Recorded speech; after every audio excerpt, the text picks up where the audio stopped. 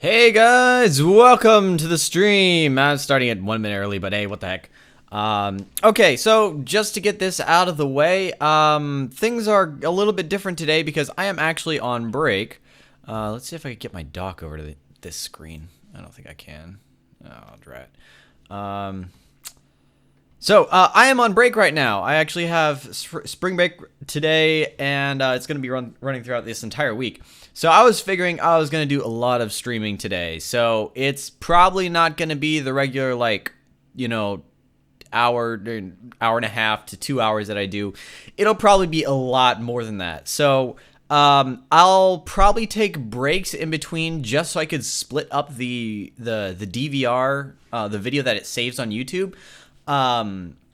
But it is going to run for a long time. So for those of you that are just hopping in here, feel free to stay for a while and then come back later because I'll probably still be running.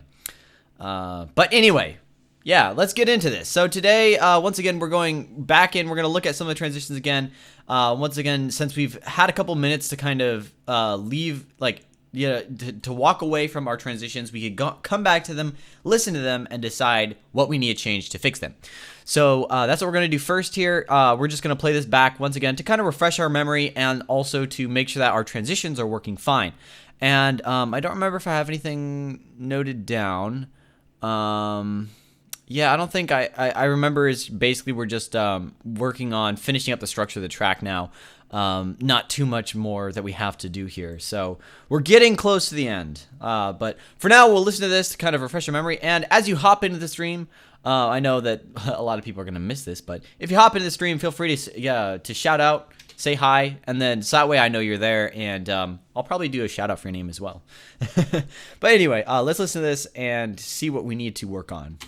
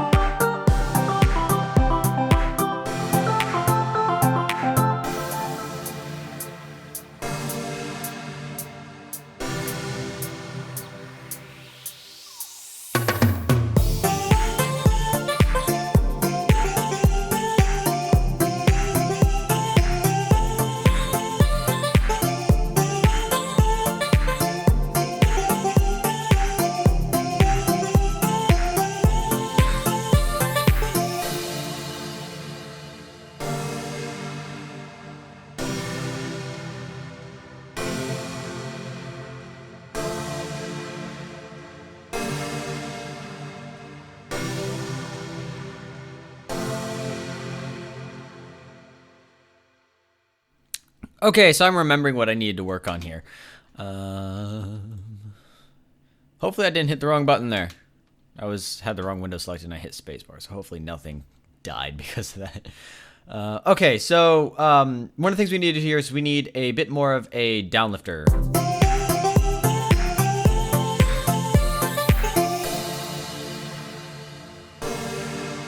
So probably just find, I don't remember, did I have a synthesizer?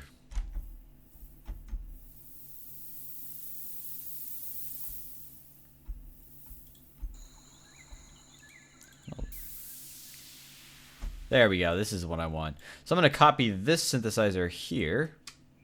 And not flex it. Copy it over here. And then that'll give us a bit more. You know what I'm going to need to do is I'm actually going to need to duplicate this and move this over. So, because this one needs to be notably louder. And I think I want more resonance on it.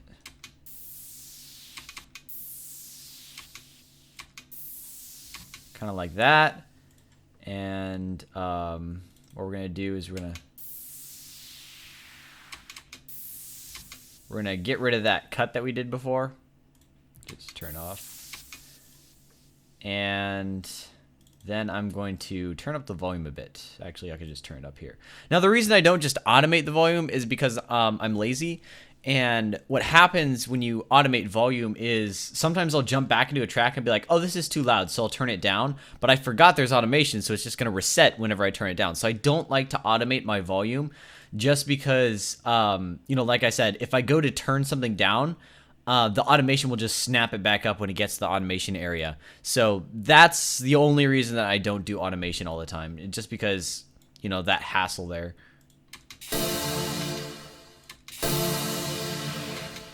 Now what we're going to do as well is this one, we're going to reduce the output on the delay just because we want it to be a lot more... What the heck? 15? 15. What the heck? Whatever happened to 15? Am I hitting the wrong keys? 15. 20.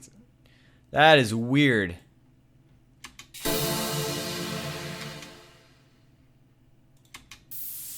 Okay, and then I'm going to cut the high end because you still hear a lot of that. So if you listen. So I'm going to cut the high end, just kind of roll that off a bit. We'll put it to...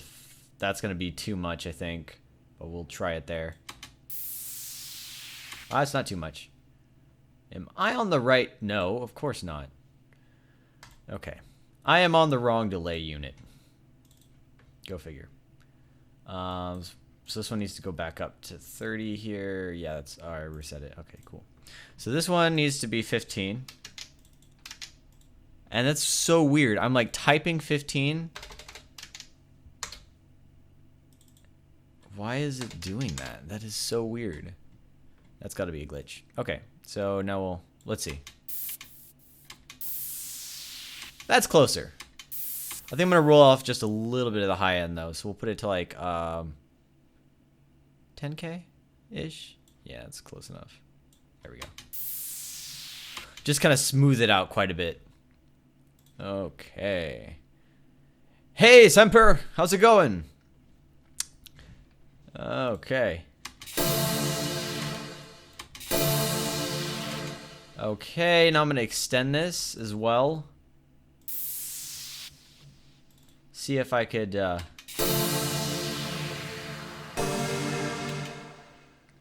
Okay, so what I'm going to do is I'm actually going to do something different here with this synth. Because you'll notice we're going from all the way open to all the way closed.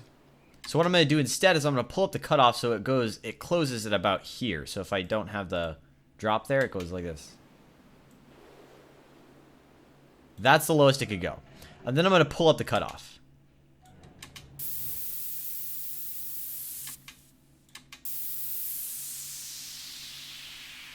Now what this does is it makes so we have a long time period at first.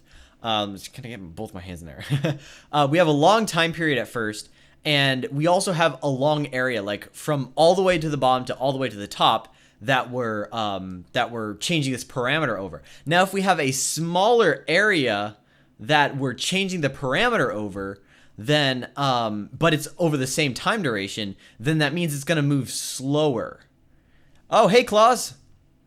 So that means that just because we're changing like the amount you see here, right here, since that's a smaller amount there, it's over the same amount of time, it's going to cover a smaller region, which means that what I just did basically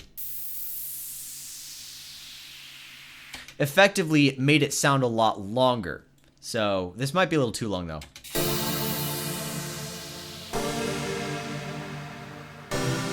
That's actually pretty close. I do need to turn it down though.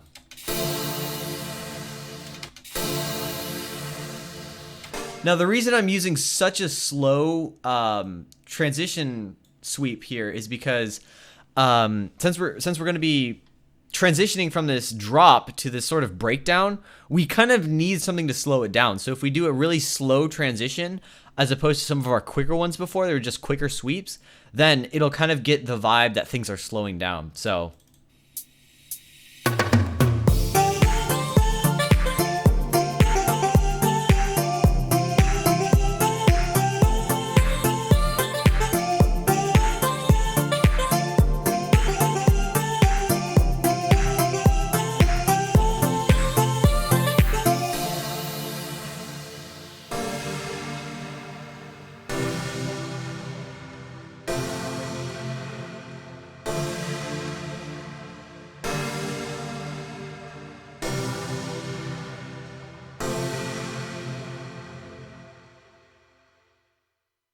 So you kind of see what we're doing there. By the way, hi Anti-Fear and Skylab. Welcome to the stream. How many people do we have in here? It says we have 5 people in here, but I know better than that. There's probably more. So, welcome to the stream. As always, just wanted, for those of you guys that are new to the stream and this is your first time, first of all, I'm going to be streaming today a lot longer than I usually stream. So, if you feel like you got to go somewhere, yeah, a whopping 5 people. I don't know. You guys might be whopping 5 people. I don't know. But yeah, I'm going to be streaming a lot longer than I usually am. So if you feel the need to like hop out because you got stuff to take care of, don't feel like you're going to miss the stream because I'm going to be streaming a lot today just because I'm on break. So I have nothing to do today. And tomorrow I don't have that much to do as well. So I might actually stream for a couple hours tomorrow as well. So, it's going to be awesome. Yeah, so if you need to jump out and like do some studying, get some things done, then feel free because like I said, I'm probably going to be streaming till like 4 o'clock today and I might like pick it up in the evening again. We'll see. I have no idea, but I've got all the time on my hands. I was actually thinking I'd work on this for a while and then I'm actually going to hop over and start a new remix because Remix Comps is back up. So I was going to start a kind of like track from scratch what I've been doing with the live streams.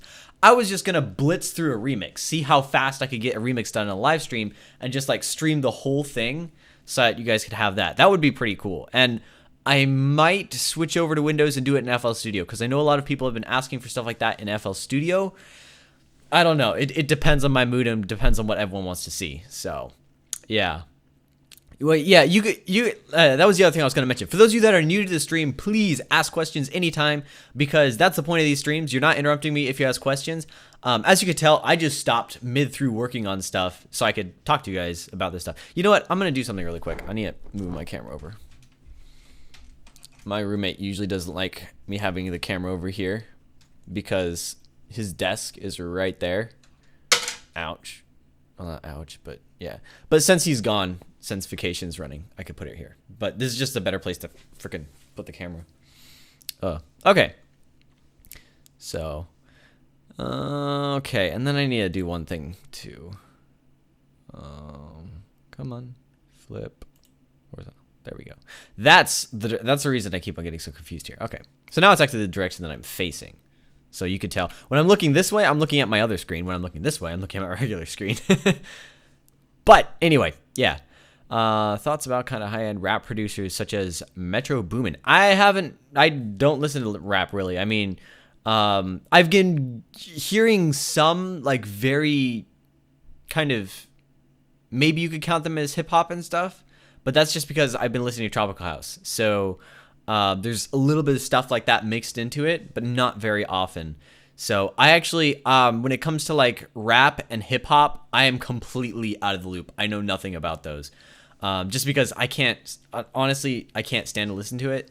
It's a genre that I really don't like. So I mean, not to say there's anything wrong with it. It's just I don't ever listen to it, and I don't like it at all. So I don't really do much in it. So apologies in that regard, but I do know that a lot of people, when they hop into EDM production, they actually do rap stuff. So. You know, it is a popular thing out there. You'll probably be able to find other stuff from other people, but from me, I mean, I don't listen to any of it. Sorry. So can't help you that much on that one. Okay. So we have our verse 3 breakdown sort of thing. And,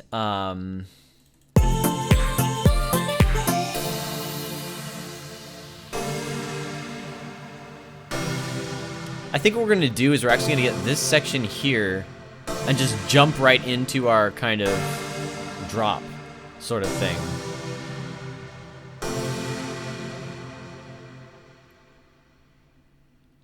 So we'll do like, we'll get our risers that we normally do in the bridge.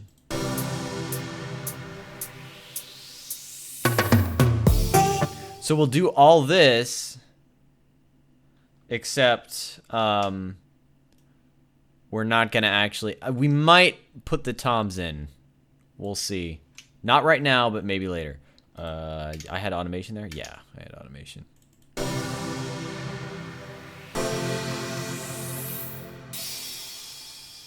Yeah, and then what we'll do is we'll get...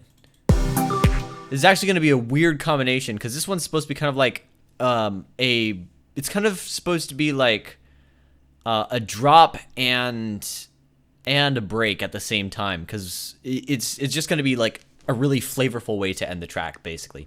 So what I'm going to do is I'm going to get our pluck, our wonderful pluck.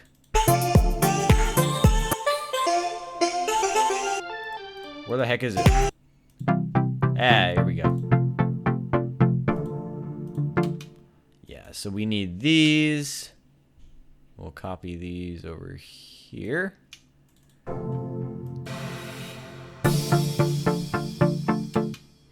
And then what we're going to do is, I've been talking about, hopefully I'm going to get vocals for this track. That is still the plan. So this is kind of one of the sections that's going to sound a little bit dry and bland. But once we drop the vocals in, it'll work really well. So that's tentatively the plan. I saw some chat as well, so I'll get to that in a second.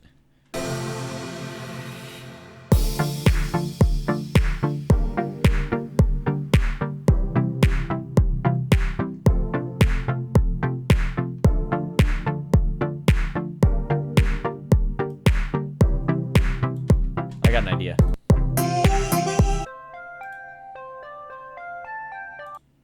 Oh yeah, no, we'll just use this. That's exactly what I need. Boom.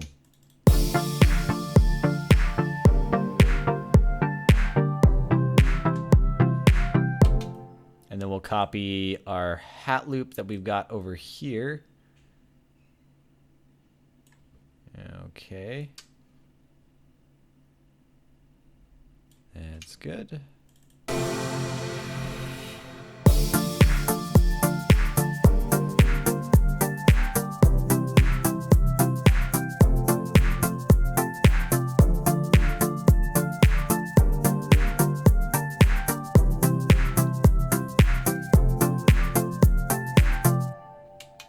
Okay. And then what we want is we want another crash. So we'll copy that there, and then we'll copy all this. If I have the right buttons selected. Come on. Oh, I need to hold shift. Duh. Why was I forgetting that? Boom. There we go. Copy that.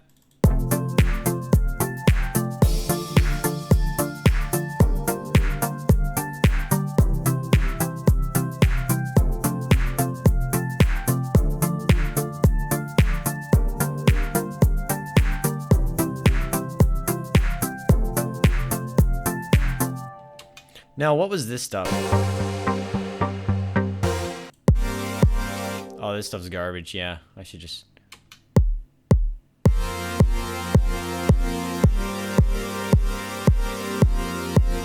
That's like really boring, so there's no point in even saving that.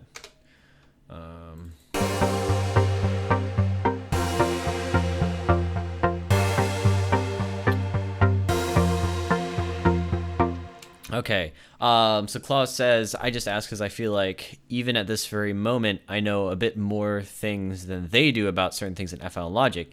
It just shows how little you must know about production. Yeah, so one of the things that you may run into is... okay, so there's one thing that I've ran into in a few videos. I could tell there are producers that do videos like that are kind of tutorial videos, but they're not really tutorial videos, more just like talking about what they did in their tracks. And I've heard them say things that you could tell they're saying it wrong intentionally. And the reason they're saying it wrong is because they want to dumb it down because like what they did might not necessarily be all that easy to explain. And if they dumb it down, then it'll take them 5 minutes to explain instead of an hour and a half to explain. So that's one of the things that can happen. Additionally, I'm going to be honest and say hip hop is not well known for the quality of the mixes. Now that's not always the case. It's just, it kind of fits in the same area as pop. There's a lot of pop tracks that, just, I'm going to be frank with you, the mixes are not all that great. I mean, if you listen to like Kesha or some of the stuff by Katy Perry, like their backing tracks are not amazing, because really what's selling it is the artist, the artist doing the vocals, not so much the producers that are making the tracks. And you know, there's some Rihanna tracks as well that I was just like impressed with how poorly they did some things. But yeah, so it's like pop and hip hop are not what you want to go to when it comes to like some mixed quality things in some regards. I'm not saying that they're totally terrible. It's just it's that genre, like you're focused more on the artist. That's not the case, just pure not knowing what these people are. Oh, you don't know what they're doing with the tracks. Oh, okay. That's another thing as well, that you'll see in a lot of professional tracks. They have their own setup. I do a rather plain setup. Like mine, the only thing that I do that's like extremely consistent and like, I don't know, weird to some people that are new is, yeah, I'm probably like completely throwing you off here, but yeah. Okay, so if you want to rephrase that, I'll get back to you in a second, Claus, before I'd like go on a complete different tangent about, yeah. So rephrase that for me so I could actually answer your question there. Okay, in the meantime, Carnage Razor studio video? No, have not seen that. How did you make the hat loop? The hat loop was actually pretty fun to make. So I have two main hat loops here. There was, I say two main hat loops because I mean like two sections that I use. So the first one is this one, which is, I made this basic hat. And then the other one is this pattern, which is rather different in the sense that it's got like that little thing at the end where it just kind of doubles up. And let's see. This one right here was actually a pre-made loop. So I just grabbed this and then I got a shaker loop that I got from the loops here. Where is it? Here we go. There's just in Apple Loops here, you could find the Brazilian shaker somewhere in here. QRS.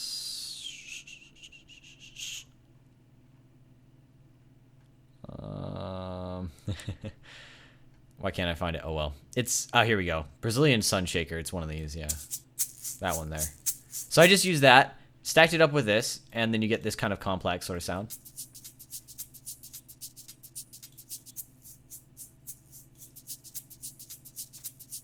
So it's just kind of like layering, and then lastly, I actually put this hat loop in with it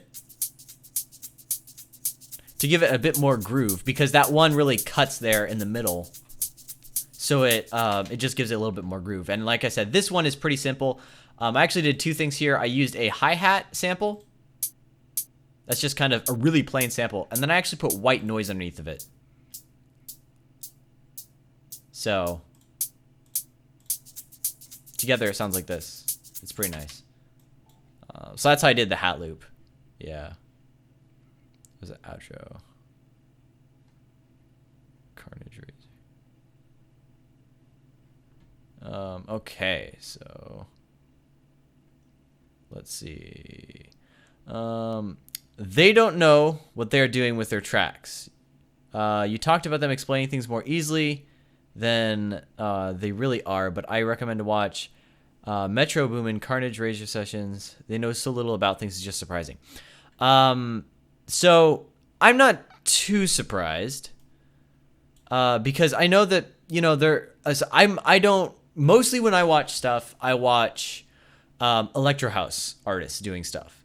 And there have been a few times I've seen the Electro House artists dumb stuff down. And there's also been a lot of things I've learned from those.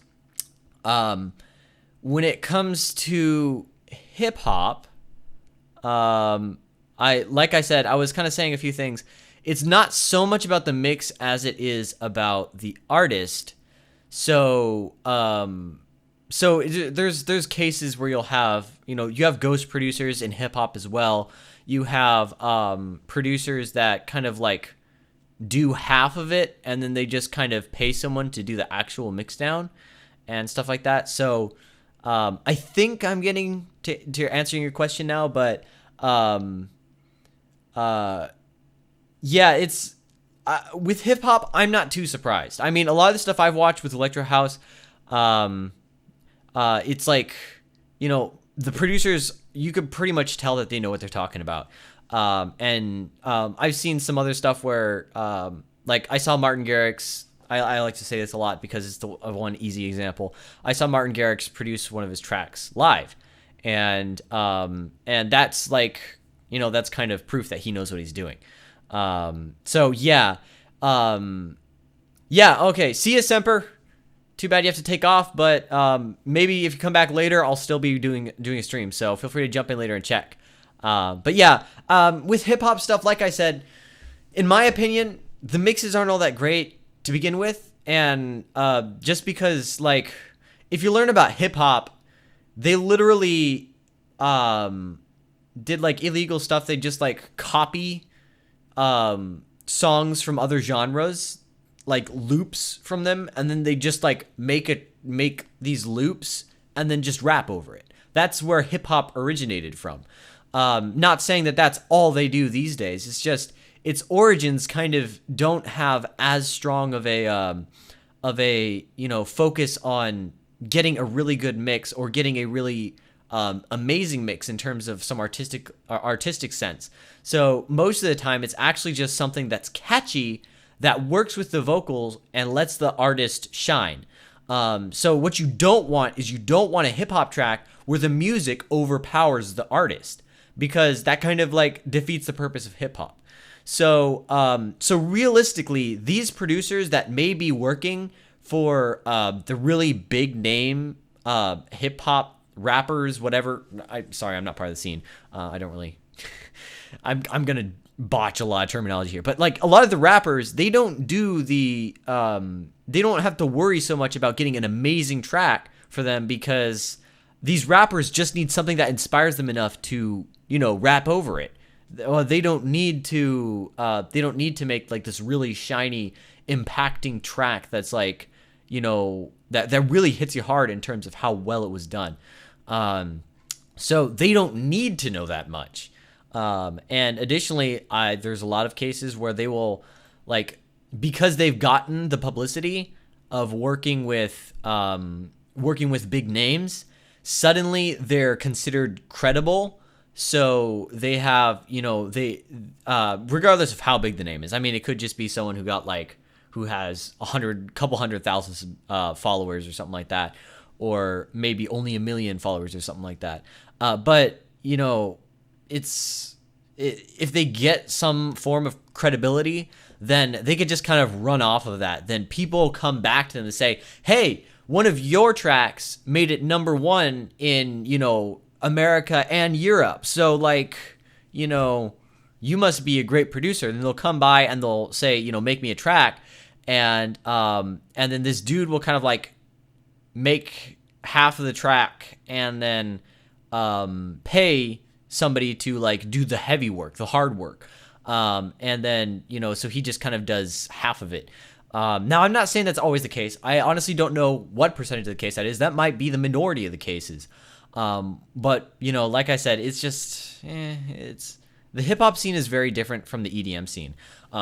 Hip hop is considered EDM in some senses, but personally, I don't I think the mixing ideology transfers very well to it, but I don't view it as actual EDM because just the scenes are very different, and the way that the kind of industry works is very different as well. So that's why I separate hip hop / rap from EDM, because it's just, they're like two different beasts. Even though they're technically both electronic music most of the time, it's there's so much differentiation, you kind of have to split it. So that's why I do that. And that's one of the reasons why, I could say that I don't really like hip hop, but I like EDM, because in my mind, I've kind of split those two as two completely different things. So that's a really long tangent that I really didn't need to go on. But yeah, that's just my thoughts on hip hop. So yeah. The outro I did last time. So okay. So yeah. I completely forgot what we did last stream. I don't okay, because I know we actually did a lot of talking about stuff. I don't remember what we talked about though. Okay, so let's see, what do we have here?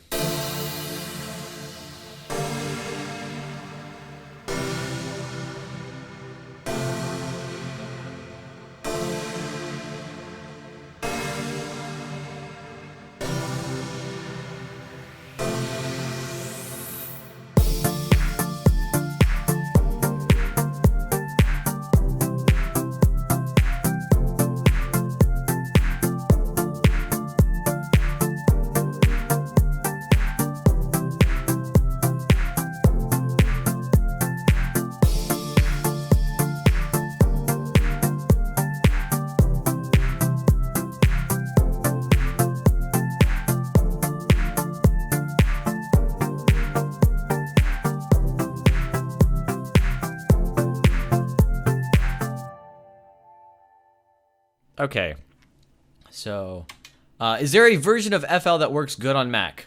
They are working on FL Studio for Mac. It is currently not too stable. I did a video on it. I just kind of talked about a few things, some issues that I had with it, and it is in the works. And they're definitely going forward on that. So, but it's probably going to be a year or more until there's a stable version out. So, or even a beta that's semi-stable. So, this one's kind of it works for about, don't use it for production, but you could actually get it and then technically it'd work. But in terms of loading projects, things can get corrupted and just weird stuff like that. So, and not so much FL Studio actually working inside of Mac. If Logic is what I use for Mac, it's in my opinion, Logic is the best. I just like Logic. It's awesome. FL Studio is, if you want something that's FL Studio for Mac, I don't think there are many options out there. Your best bet would be doing I don't know if it works with Parallels, but something like that. Or you could do Boot Camp, which is where you boot Mac and Windows on the same computer, and then you use FL Studio on the Windows half of it. So that's an option, but it's in terms of actually getting FL Studio on Mac, it's coming, just not quite yet. So if you're ready to be patient, then you could wait for it. Otherwise, you either use it on Windows or you use something else on Mac. So, yep, unfortunately that trade-off there. But I will tell you right now, when FL Studio becomes fully cross-platform and they have one that fully works for Mac and Windows, then it's going to be a lot more popular, because everybody with Macs and everybody with Windows can use it. And, you don't have to choose which operating system you want to use. You could just use FL Studio. So it's going to go up in popularity even more. So Yeah, used to work with FL, but got a MacBook for Logic. Yeah, I mean, really, the DAW you use is up to you. There have been people that said to me, FL Studio is so much easier. Logic was really confusing, and to me, FL Studio is not so much confusing. I agree that it's easier to get started in, but I can't, I can't make good tracks as easily in FL Studio for some reason. I don't know why. It's just like my tone changes when I'm working in FL Studio. You gotta help me out. I'm stuck at work and I'd rather be at home producing. I wish I could help you out, Avarti. Also, I did get your message asking me to check some of your kick drums. I could do that later on the stream if you want. I don't know how... Hold on. I don't know how long you've been in the stream, but I'm going to be streaming a lot longer than I usually do. So if you like hop in a few hours because you get off work, then I may still be streaming, and you could probably I'll probably just send you a way where you could drop me a link and I could check out some of your kicks and compare them to some of the stuff I've done. So, have you had a chance to work with Ableton or Bitwig? I have never heard of Bitwig. That sounds like a really weird name. Ableton, I want to work with, but it costs freaking $500 last I checked. So, unfortunately, I'm not going to be getting into Ableton anytime soon. Now, there's actually, I may go on a shopping spree for some software. Like I might get some samples and I might get some synthesizers and plugins.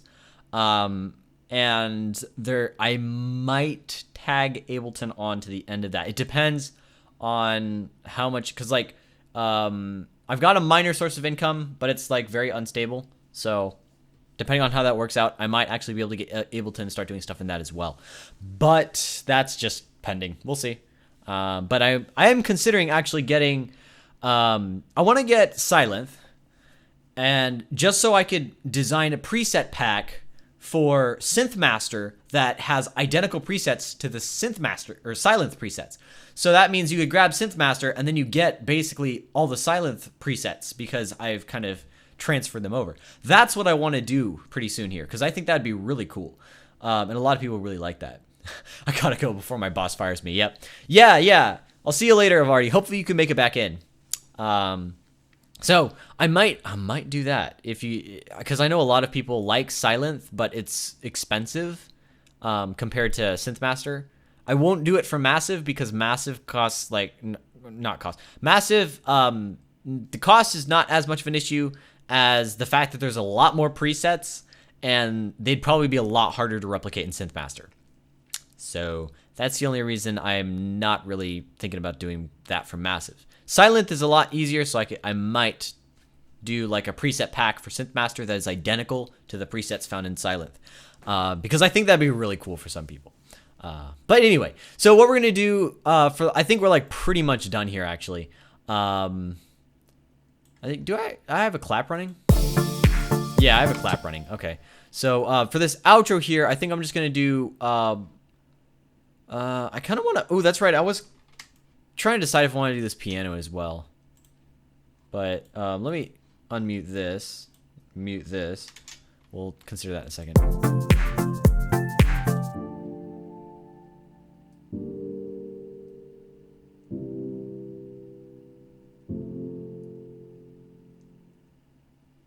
Okay, cool. So now what we're going to do with this piano is we're going to turn the release up really far. There we go.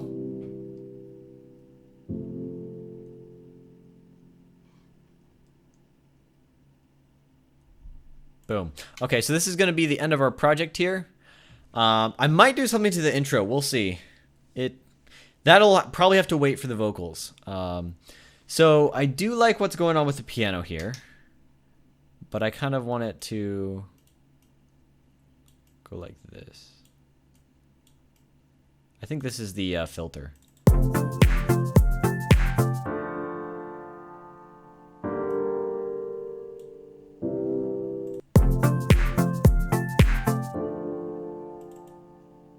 You know, I might just leave it at this.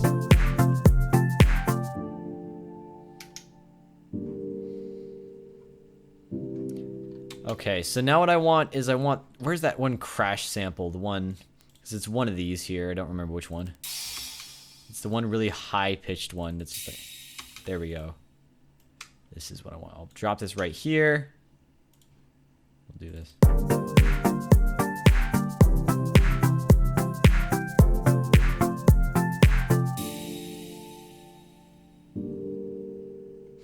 And then what I'm going to do is I'm going to take the volume on this and drop it down to really quiet.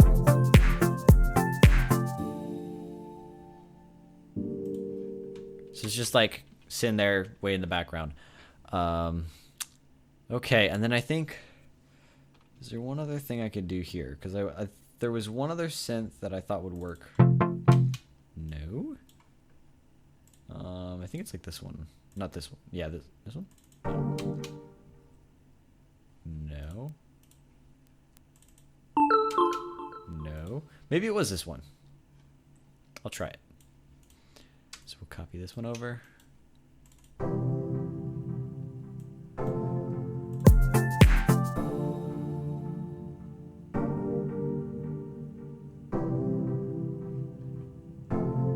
Okay, now what I'm going to do is I'm going to open up the filter all the way just so I could... And then I'm going to humanize this manually. So, so this piano, one of the things you could really enjoy doing with piano is if you roll the notes just a little bit. So I'm going to hold F8, which is not the right button for you guys. I'm going to hold, I believe it's the control key to do very fine adjustments here. And you can tell I'm just like doing very slight changes. And what that'll sound like when we do this here is this. You hear the difference there? Where's my piano? So there's like that sort of rolling sound. So we're going to do that. We're also going to do the same thing here, except for kind of different. We're going to have that one start on and then have the middle one be the last one to hit.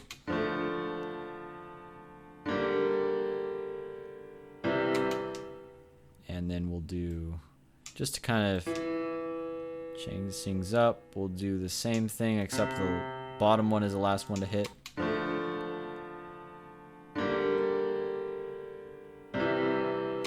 Oops, that one needs to be shifted over a bit more.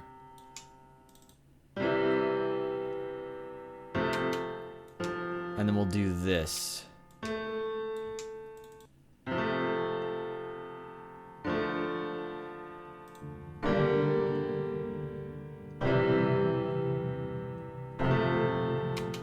Let me try pulling these up an octave.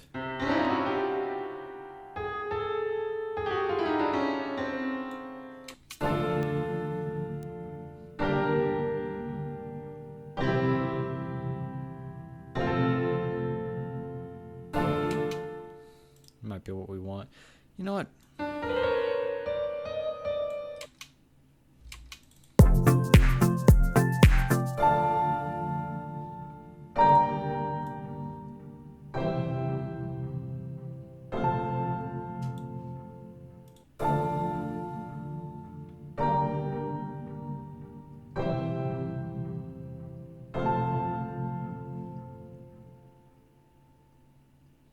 I think that's close. Now we just need to EQ a little bit because it's got like this.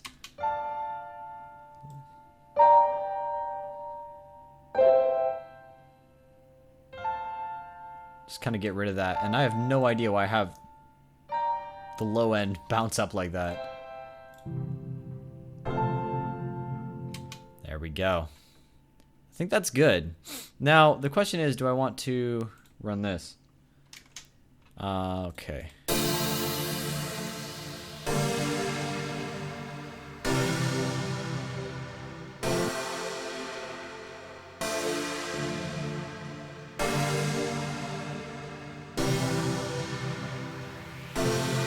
Yeah, there's no point in putting that piano there. It just kind of gets in the way.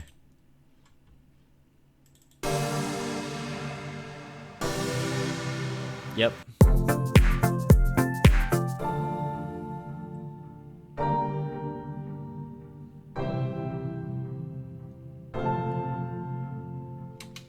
Now we're going to do one final thing here. I want to try this. This might be interesting.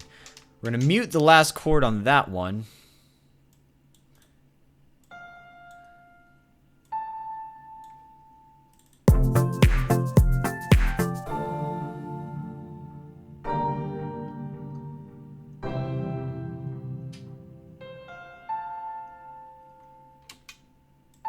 Not quite right.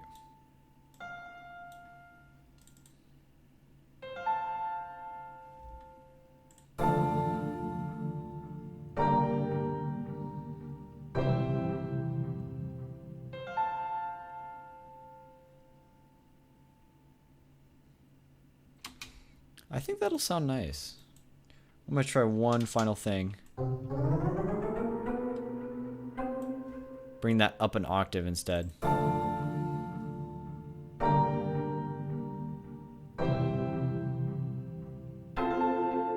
Nope. We'll just go back to having it muted. Is that really... That makes a really drastic difference. Take a listen.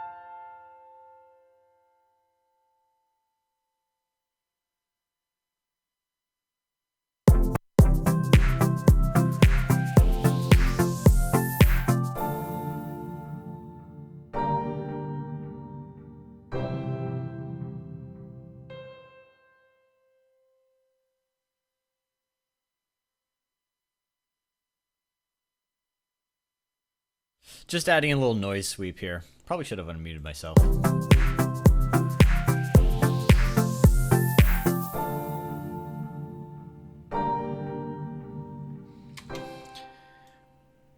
Oops, don't want that.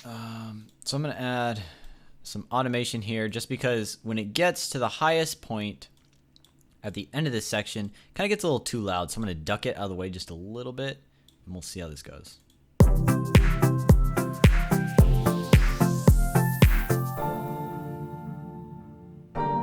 There we go. That balances it out a bit better.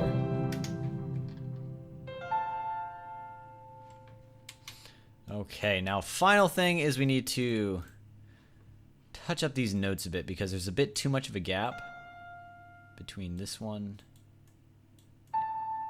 There we go. Just shift that forward just a little bit and it'll sound like this.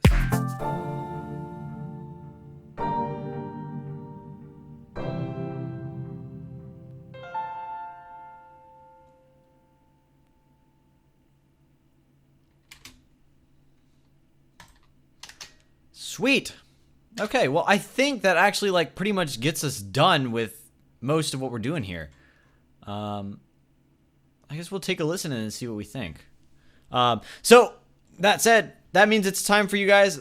Any feedback you have for this track and anything you think we should change, touch up, anything like that, even if it's just a personal opinion, drop it in the comments there and I will get to it and we'll look at all of them and consider all of them just because, you know, that's the best way to do it. Get feedback and work from that.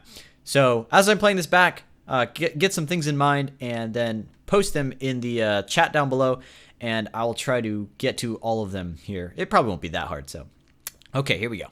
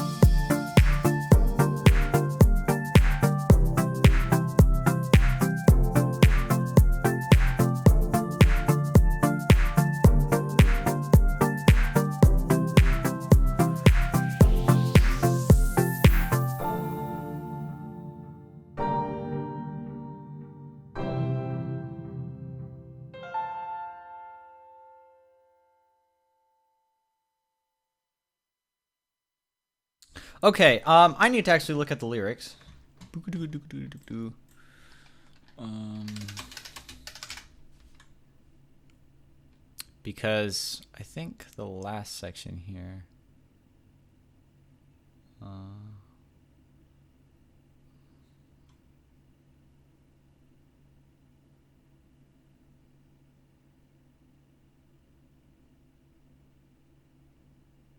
Wait a minute. Okay, let's see here.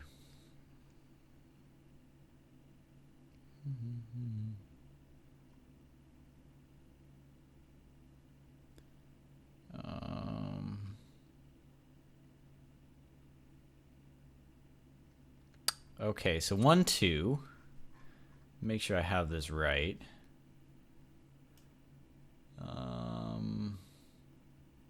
Okay, so we have verse 1, verse 2, verse 3, which would be this one. Okay.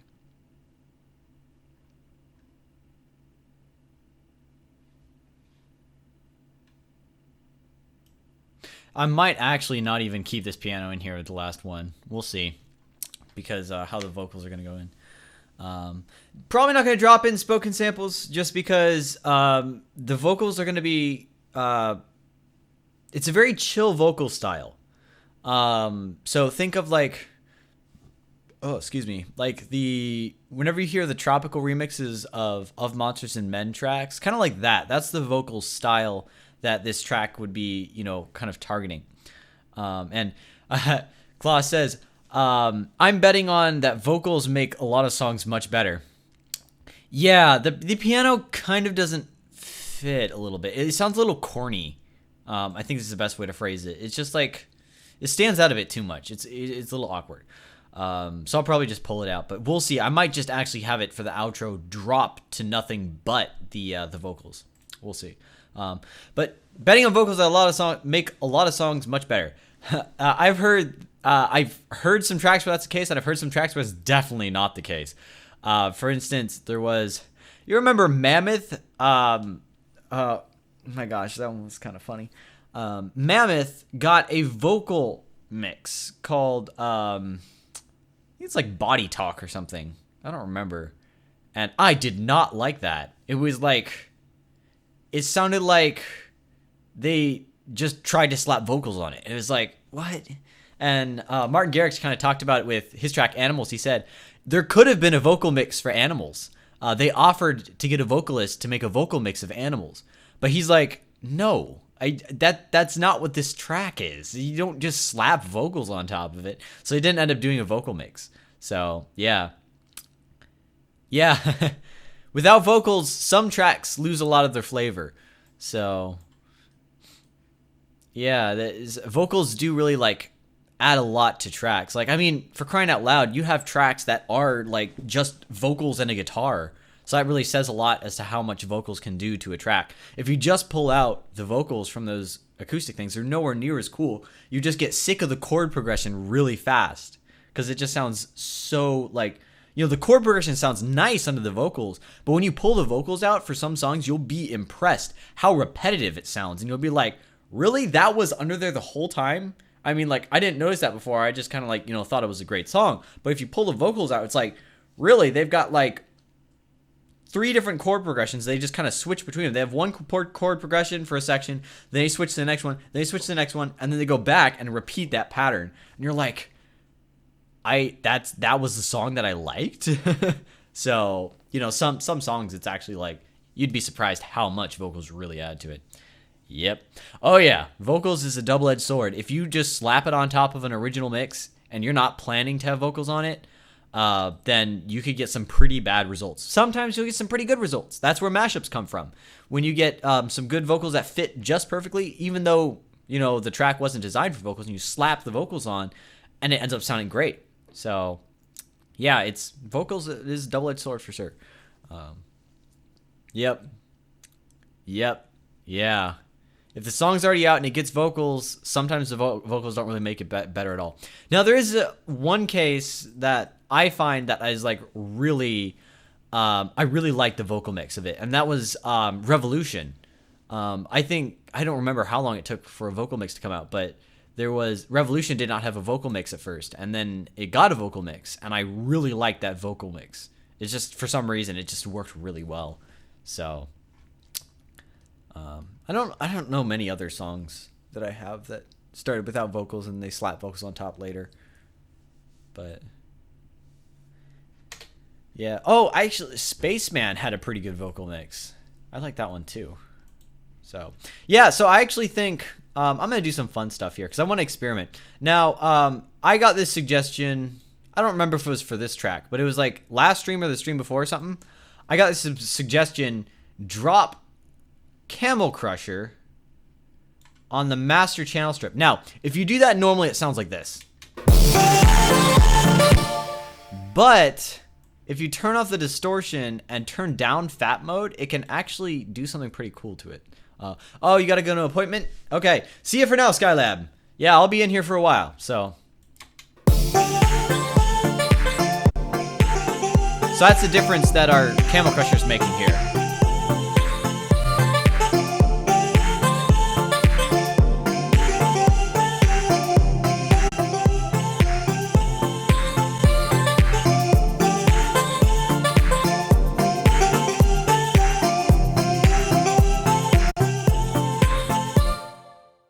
And I gotta say, I tried this out on a mix before I did the stream because I was kind of curious. I was like, why would you suggest Camel Crusher on your master channel strip? That sounds like it'd kill everything.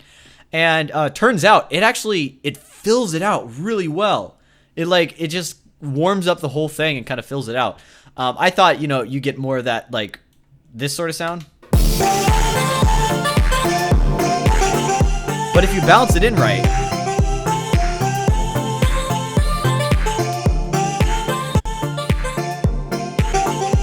it really just fills it out. It sounds really nice.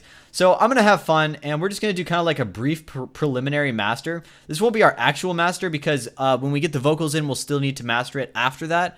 So that we'll plan on that one being like the full master actually later. But I'm going to drop a linear phase EQ on here. We pretty much have like a basic master with this limiter 6 here already. So best mastering tool. Yeah. So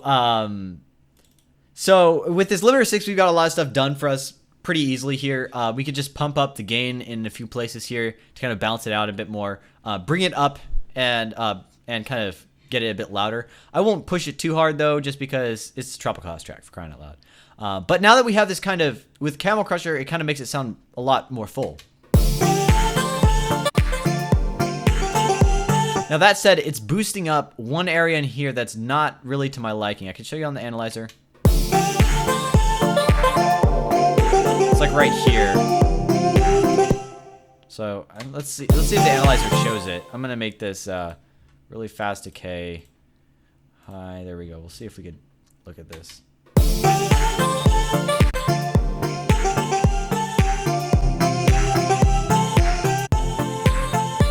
Yeah, you can't really see it, but you could hear it.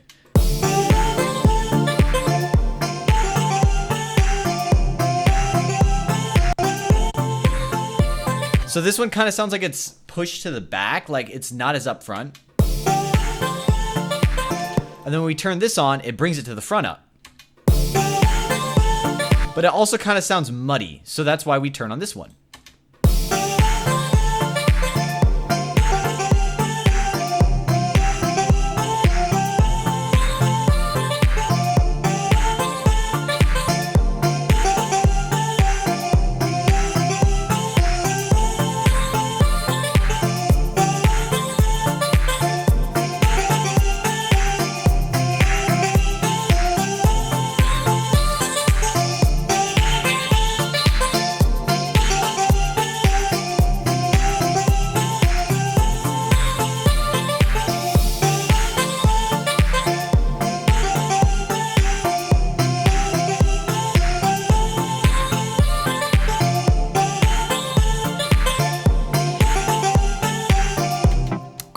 So now you want to try to stay away from having too wide stuff in your high end, just because I found recently that it kind of makes it sound like it's shelved.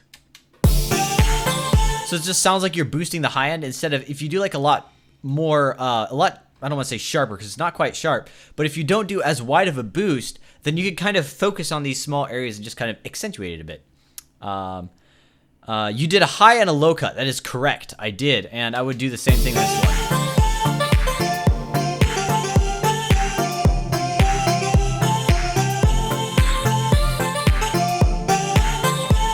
So one about there, and then I do one about here.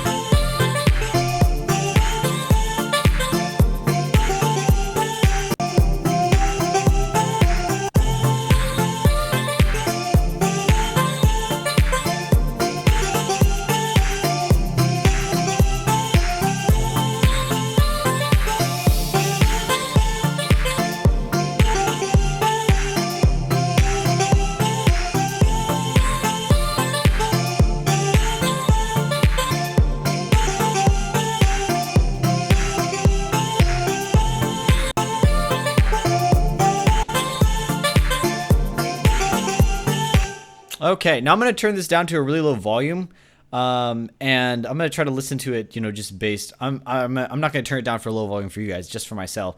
And I'm going to try to listen to it at a really quiet level to hear if it sounds out of balance at a really quiet level.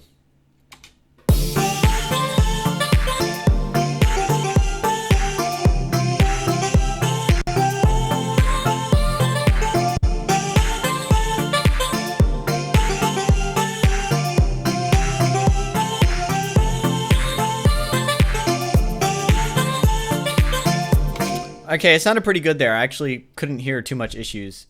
So yeah, I don't know. That pretty much sounds clean to me. And like I said, for an actual master, I'd probably do some more things. Now I want to turn this down just a little bit because it is doing some pumping that I don't like so much. But we could go into the limiter number 6 and pull it up a bit to compensate.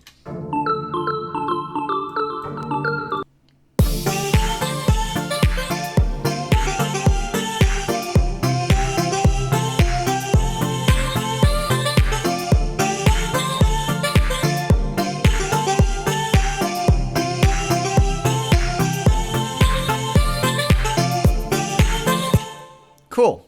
So yeah, that's pretty much it there.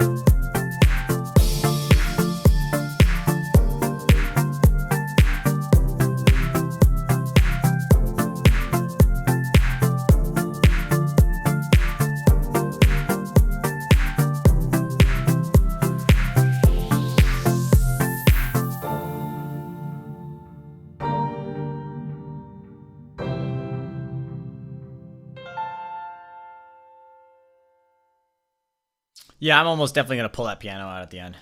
But for now, I'll just leave it there. Just because I don't really want to pull it out right now because it's kind of like... it's holding a place right there until I get something else over there. But yeah. Okay, so Anti-Fear says, limiter number 6 has 3 limiters, right? What are the differences between them? Actually, it only has... Yeah, it does have 3 limiters. That's right. Okay, so you have the peak limiter, and then you have the high frequency limiter, and you have what's called protection. These are your 3 limiters. The peak limiter is just a normal limiter. The high frequency limiter is it basically just it's just a limiter for like really high stuff, like around this area. So I quite frankly sometimes I just like turn this off. I don't really play with this much. I don't try to like pull it down that much. Just because I have never heard it do that much unless you pull it way the heck down, and I don't want to do that. So, because that's not what I want. So I just kind of leave the high frequency limiter alone. I don't see much need to play with it. The protection here is it's just like your final brick wall limiter. So this one's a lot, it's a lot more liable to change the sound of your track. This one's supposed to be very transparent. It's supposed to let everything through it. This one, on the other hand, is supposed to just kind of like keep it from going over a certain point. So digital clip is what I usually leave it as because it clips the high end and it makes it sound brighter. And if you set it to ISP fast and ISP precise, it'll kind of sound like it's smoothing everything out a bit more. So that's why I set it to digital clip, because it keeps the dynamics, and it makes it sound a bit brighter. So that's what the 3 are. Now, the compressor is a very slow compressor, I believe. It's an RMS compressor, so it's going to be, it's not going to be like for tight compression to get punch. This one's just to kind of smooth out your track a bit more. And then your clipper here is basically just like a distortion unit that kind of like, it limits solely by distortion. So, so it kind of helps in that regard. So really, there's not too much to do inside of here. If you just slap it to master 1 and start by pulling up the compressor and then pull up the peak limiter a bit and then pull up the output here until you get the tone you want, or pull it up or down depending on what you want to do. So this one's kind of just going to be your tone knob almost, and it's going to pull up the volume level a bit as well. But if you're just jumping in, that's probably the way to do it. Otherwise, I suggest, I guess, there is no way. I was going to say, I suggest you get used to using these tools beforehand, like in other ways. So like learn what a compressor sounds like, learn what a limiter sounds like, and learn when you get like, when you do distortion to kind of change the tone of things, learn that. Those are great things that, if you learn the sound of those, you'll know what approach to take in this limiter. But the tools on this limiter are very different from the regular tools. So you'll find yourself, the sound intuition will be a lot more useful here than the technical knowledge of the knobs and stuff. Because like I said, this limiter here, it has the threshold and the gain, which are pretty obvious once you learn how threshold works, or not threshold, how a limiter works. Sorry. The speed is something that kind of is finicky because you don't have like very fine control over the speed. So I just normally leave it on normal here. Peak limiter, linked and unlinked, is for it's kind of like, I believe it's for when it's limiting the low end, whether it I don't want to say compresses in mono or stereo, but it's like it could have 2 limiters doing different things on left and right, but if you link them, then they're doing the same thing on left and right. So that's just what that does. And this is your mode. This is where you're gonna need to know, like, from listening, just like, using compressors, limiters, and even limiter number 6 itself. You'll need to kind of learn the tones of these so that you know which one you want to choose. Multiband is the most transparent, and mid-side is your second best option. Soft is going to be, you're going to very quickly start to hear the limiting. Brick wall is, once again, you're also very quickly going to hear the limiting.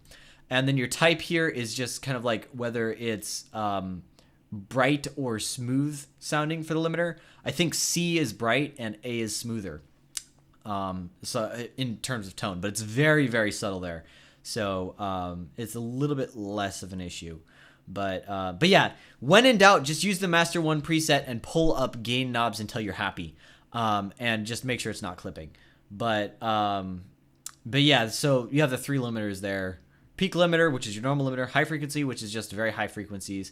And then your protection, which is like, it's like either a clipper or it's a final brick wall limiter to just kind of, make sure nothing shoots out above 0. So I should pull that up to 0.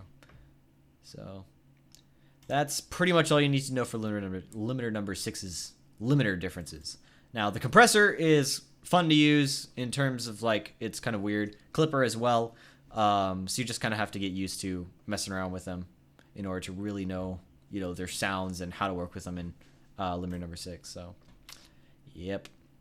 Okay, so that pretty much covers, I guess, really all I could do with this track, because I think from here on out we just have to get the vocals in. So that means that it's my job as of today to actually bounce this down and get a vocalist for it. So that's going to be what I'll do sometime either later today or tomorrow, depending on how long the stream ends up going. But yeah, so that means this track is pretty much done. And when we get the vocals in, we'll do a whole bunch of changes to get the vocals to sit better. And otherwise, if I don't end up being able to get vocals in, then I'll do one last episode to kind of touch things up a bit and fill up the gaps that we kind of had, and then do a final master, and then we'll be done with this. So, hey, Nick Martin, how's it going? Nice to see you in the stream. Is this the first time you've actually been in one of the live streams? I don't remember. No, wait, I think you were in one other one. I don't remember for sure, though. So, yeah, I think we're pretty much done with this track for now. So, we'll take a show of hands. Who wants me to do something in FL Studio? Who wants me to do something in Logic? So, and then what I'll probably do is I'll probably just cut out the stream for a minute so that it could separate this stream. And then I'll start another stream with, yeah, it's the second time. Yeah, okay. That's kind of what I thought. I remember you being in here one more time. So yeah, I'm just going to drop the stream for a few minutes here so I could cut the video, because there's no other way for YouTube to cut the video, unfortunately. I have to do this. And then when I hop back in probably about 5-10 minutes, then I'm going to go browse through remix comps, and we're going to decide, a track to remix. And then I'm just going to start working on that. So I got 2 votes for Logic. Anyone want me to do FL Studio? Anybody? Nobody? Okay. Well, since actually for some reason it says there's only 3 people watching right now. Either everyone had to leave, or it's not showing everyone. I'm not sure. So, because I know Nick Martin's in here, Anti-Fear's in here, and I think Klaus is still in here. And yeah, so there's definitely at least 3 people in here. Know what? I see a no, but I don't know. Oh, by the way, I'm going to be doing a few, I'm probably going to do a few random review videos on my YouTube channel pretty soon here. You're 30% of my fame. Yeah, you are right now. How does that make you feel? You are a strong impact on this stream, because if you left, 1/3 of the people would be leaving. That should mean a lot to you, man. Yeah. Okay, so yeah, so anyway, what I was going to say is I'm probably going to do some random like review videos on this channel just because but yeah, let's do this. So oops. It's probably not the best way to do this, but if you see this here, this is like a bloody old keyboard, and I mean like 1980s old. And it is the best thing since sliced bread. Hopefully I got on the camera. I should have checked. But did it show up? Here. Let's see. So, yeah. little bit better. Unfortunately, I can't like pull it much further without yanking out all the cables. But it's this keyboard is bloody old, but it has changed my life. It is so amazing to use. So I'm actually going to do a review on mechanical keyboards. I don't know if you guys have heard of them. A lot of gamers rave about them, but they are really good. I think I have like a total of 7 mechanical keyboards that I've brought into our house. I say brought into our house because I have one, gave one to my brother, gave one to my sister. My other brother bought one that I found on sale, and I said, hey, I'll put in an order for you so you don't have to go through the trouble if you pay me back. And he's like, yeah, sure. So I got that one, and then I just got one extra one just because it was on a good sale. So I'm probably going to do like a review of mechanical keyboards just because it doesn't seem relevant to, like audio production. But when you start to use these keyboards, you kind of realize like if you use the computer a lot, you'll really start to realize how drastic of a difference these keyboards are compared to regular keyboards. And it kind of like, it's just so much more comfortable to type on. So if you're spending hours and hours and hours in front of your computer, you want a good keyboard because like that's what you're doing it with. I mean, I have a gaming mouse as well because it's just so much nicer to use than a regular crappy mouse that, I just got for free when I bought an old computer way back when. So like these things kind of seem small, but I'm going to do a couple reviews on them just because, not a couple, but probably more like 1, maybe 2 reviews. The second review involving something completely different. I don't know. We'll see. Just because it actually plays like a major role in your studio when you're like sitting in front of the computer for hours on end. So that and getting a nice screen. Unfortunately, I have my 1080p screen, which is a really nice screen, but I'm not going to brag about that. There's no reason to. It's just a regular 1080p screen.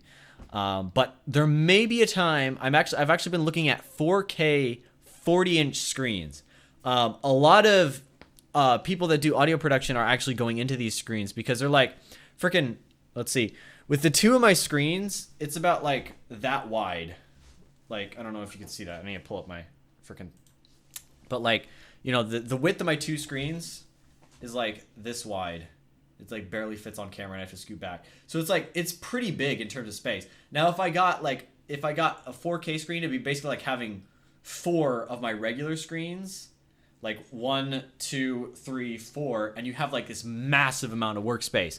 So I might get a 4K screen. We'll see. And if I do, you guys will definitely notice it in the stream because it will change the way my streams work because I won't be able to do the full screen because otherwise everything will be minuscule on the screen.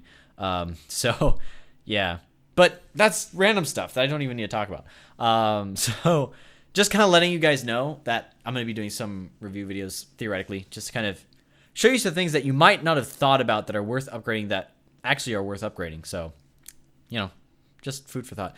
So I'm going to drop the stream here and I'm going to open it back up in a couple minutes here after I let it sit for a second and decide that it's done streaming. And then I'll hop back in and we'll go with Logic because that's what you guys all want. And we'll do a remix from scratch and I'll try to blitz through it. I'm basically going to try to stream until I'm done. But I might, depending on how late it gets or how hungry I get, I might cut it earlier and then go to bed and then start back up the next day. But I'm probably going to stream quite a bit. So, yeah. What? You just came back? Yeah, you didn't really miss anything. I'm about to cut the stream so that we could, no, it's not over. I'm just cutting the stream here because we pretty much wrapped up track from scratch here. This particular track is pretty much done. So the next step would be getting vocals. I can't do anything else until that happens. So I'm going to cut this here. Later, sometime this week, I'm going to bounce it down and send it off to the couple of people that I know I could contact and try to get a vocalist here. If I can get a vocalist, then we're getting the vocal, and that's what we'll be doing hopefully next time. If I don't get it ready before next time, then it'll be sometime after that. But anyway, we're wrapping up this, and then we're going to go, and I'm going to start streaming some other stuff. We're going to do not a track from scratch. We're going to do a remix from scratch, and I'm going to try to blitz stream it. So we're going to go like as long as I possibly can. So yeah. You asked once on your Facebook page if people want you to do a track on live stream as fast as you can or something. Yeah, that's basically what I'm going to be doing here. So yeah, I'm going to try to blitz through the remix that we're going to start. I haven't even chose a remix, so you guys are actually going to help me choose which remix I'm going to do as well. So that'll be fun. Now, obviously, I have veto power, so I'm going to choose what I want to choose in the end. But there'll probably be a couple options. So yeah, I'm going to cut the stream here, and I'll see you guys in a few minutes. Hit the toilet, get a snack, something like that, and get ready for a long session. You don't have to stay the whole time. But so I'll see you guys in a bit here.